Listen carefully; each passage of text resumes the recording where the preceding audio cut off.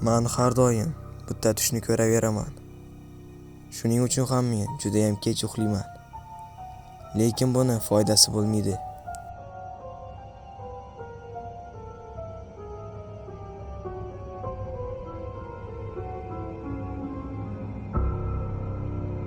Tungi soat 3 da men uxlashni boshlayman.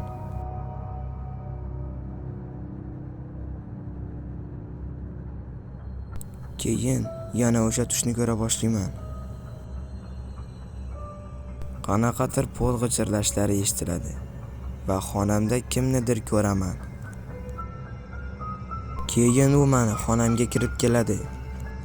Qanaqadir bir qari chol, ko'zlari chiqib ketgan, og'zi juda ham katta ochilardi. Juda ham qo'rqinchli. Uni qo'rqinchli kulishi bilan hamma tishlari ko'rinib turardi.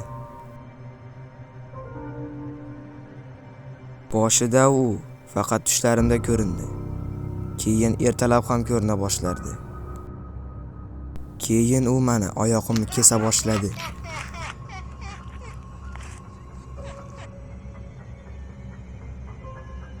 Har kuni tunda men oyog'imni kichrayib borayotganini seza boshladim. Lekin men hech nima qila olmasdim. Men og'riqni sezaman. U meni oyoqlarim sindirayotgani ham eshitiladi. Lekin o'rnimdan tura olmasdim. Necha kundan beri bu takrorlanyapti. Shunda ham men bitta tushni ko'raverardim.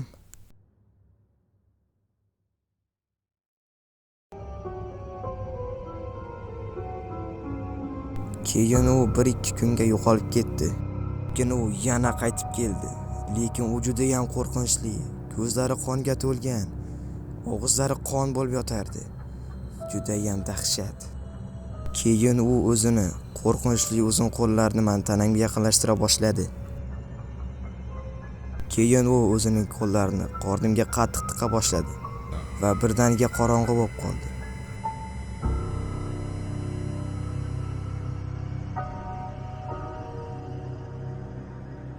Xonim, biz qo'limizdan kelganini qildik. Bizning operatsiyalar ham foydasi bo'lmadi.